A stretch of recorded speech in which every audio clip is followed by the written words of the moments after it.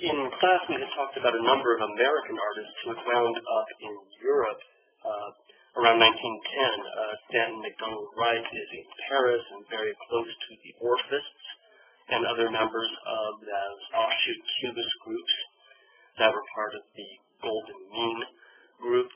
Feininger winds up in Germany, where his family was from, and winds up with the Bauhaus. Both of them are there up until really the war breaks out in 1915, 1916. This screencast will look at what's going on back in America at that same time. What is the American scene like for the artists who stayed behind?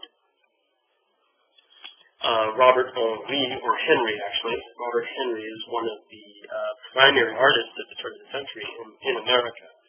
And his works, as well as many others from this time, focus on a sort of gritty urban life that has its roots in French painting in the middle of the 19th century. That legacy lives on. What was once called the realist movement, picked up by the Impressionists, this idea of scenes of everyday life. Henry is still painting these in the early part of the 20th century. His interest in cityscapes is probably influenced by changing demographics. Urban spaces were swelling drastically at the end of the 19th century, and by 1900, 40% of Americans lived in large urban centers like New York. This is, of course, well before the development of suburbs. In this picture of snowfall in the city, you can see that one of the things that Henry is focused on is the dirty snow after the snowfall. The white bits that you see here are, in fact, just the light reflecting off of the canvas, but you'll notice that this is a gritty urban scene. Mud on the wheels of the carriage in the foreground, the mud on the snow, the way it turns slushy and dirty well after the fresh snowfall. At the same time, there seems to be a theme of change here as well. We see in the foreground the older neighborhood, these 2- or 3-story brownstones that were really part of the first 19th century New York. And in the background, you notice that these are dwarfed and quite a bit boxed in by high-rise office building, an image of the changing city, the modern city, but done in a very old-school way, if you will, certainly compared to the modernism we're seeing going on in Europe at this time, a much more traditional way of viewing the modern world. In the 1890s, Robert Henry became involved with a group of 8 younger newspaper illustrators, including John Sloan. And Henry became a mentor of sorts. He was older than they were. He wanted them to make an art that focused on urban scenes, but elevated it away from newspaper illustrations and into fine art. And as they did this, he also encouraged these artists to paint freely, to paint in a sort of impressionist, unpolished manner. This all took place in Philadelphia, where Henry was stationed at that time, and where Sloan was as well. And the entire group picked up and moved to New York City in 1904. Obviously, Henry had visited before, but Philadelphia is not that far away. In 1908, this group of 8 ex-newspaper illustrators mounted a show in New York, and they called themselves the 8 in 1908, again under the leadership of Robert Henry. Needless to say, their work came under some scrutiny and negativity at any kind of modernism, even if it's as old school as Impressionist ideas, were often met with negative reactions. And one of the reviews said that these artists were all vulgar and crude, and said that their paintings looked as if they had been found in the rubbish bin. And for this reason, this group of American urban realists became known as the ash can school, works of art that looked so dirty that they might well have come out of an ash can. Like Robert Henry, Sloan is focusing on the bustle of urban life. I don't think that he means this as a critique by any means. I think we see all sorts of vibrant action and movement and crowding. We see different kinds of modern transportation. The elevated train up above, down below you can see a well-lit streetcar with its conductor on the prow, and in front of it another horse-drawn carriage where workmen are loading large appliances, probably, certainly a very large box for transport. And then in front of that, the crowding of the New York street. There's nothing overtly critical about this. It seems almost like a celebration of the dynamism of the modern city, much more hopeful, which is, I think, a hallmark of American realism. It is its belief in the power of change and the hope of the modern world.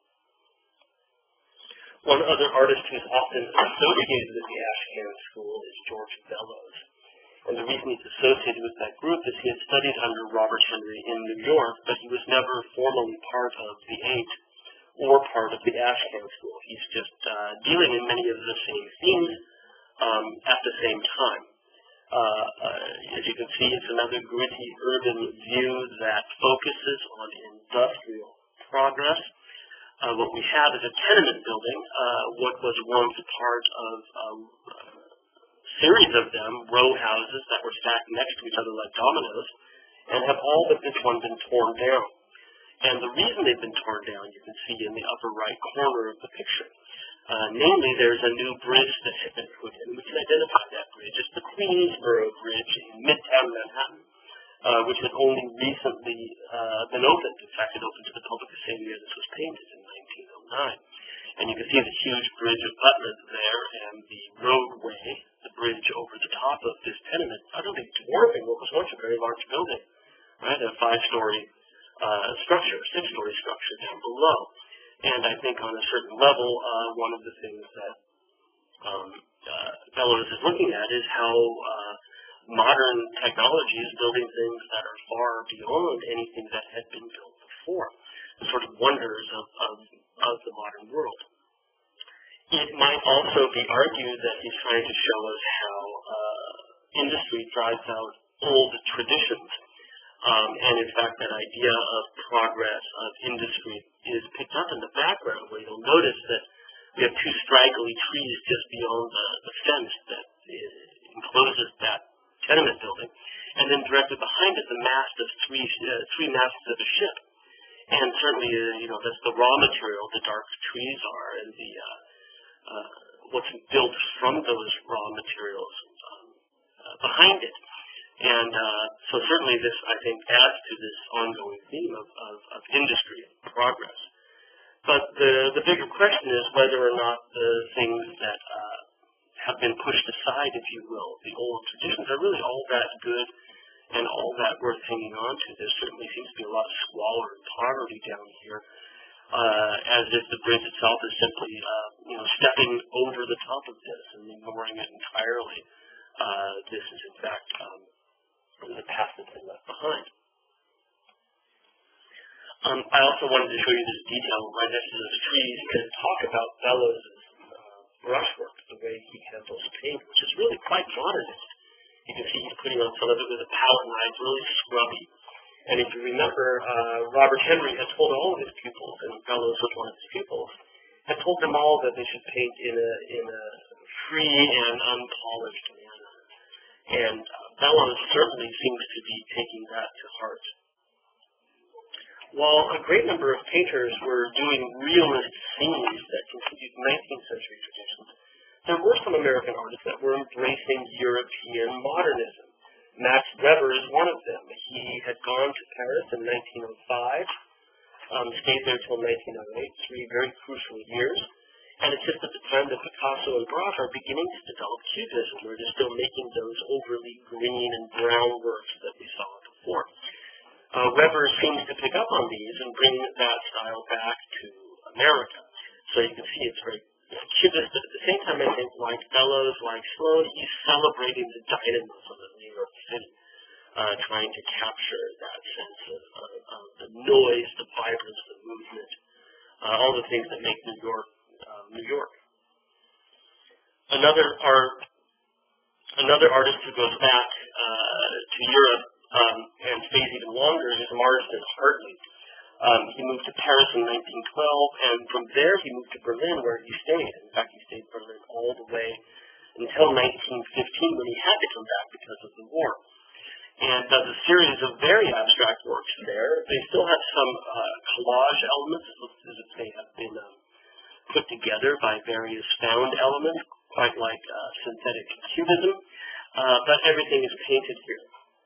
The subject matter of this work is another person he had fallen in love with, a man named Karl von Freyberg, F-R-E-Y-B-U-R-G. He was a German officer. Hartley was homosexual, and the German officer was killed quite early in the war, and Hartley did a series of memorials to his fallen lover. And so you can see that there are military decorations here, spurs that he would have worn as part of his military outfit, the tassels from his helmet or his epaulets, and even Karl von Freyberg's initials at the bottom, KVF. All of them are there. Flags and badges and so forth. Even the twisting E that you see in the middle next to the blue 4 is a symbol for Marsden Hartley, because Marsden was in fact his middle name. His birth name was Edmund, so that he is his hidden identity, if you will. And these were abstracted memorials to his fallen lover. It's important to remember that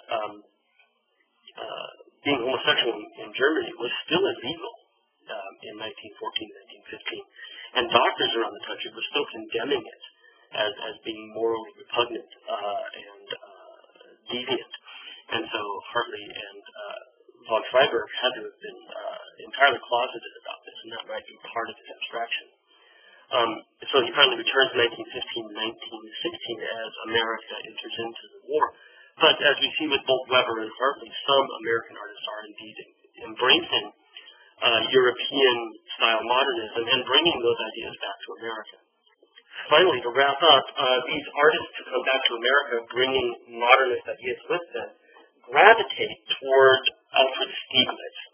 Very famous photographer Stieglitz, and was running a gallery where he was showing prominent works of modern art. The address was 291 Fifth Avenue, so he called it Gallery 291. And in the first decade of the 20th century, he hosted shows by Cézanne and Matisse and Picasso. And in the 1910s, he started hosting shows by these American artists who were coming back from Europe and responding to modernism. Stieglitz is, for us, an incredibly important figure insofar as America's adoption of European modernism.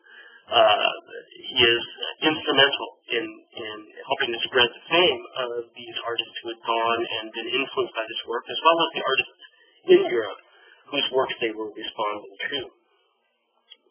Even when Dada New York began with Duchamp and Picabia, these two expatriated French artists in 1915, they also became very, very close to Alfred Stieglitz. And even though Stieglitz was nothing to do with Dadaism, he had everything to do with modernism and avant-garde movements. And Duchamp and Picabia were also hosted at Gallery 291 and part of this broad circle of modernists that wound up around Alfred Stieglitz in the middle of the 1910s.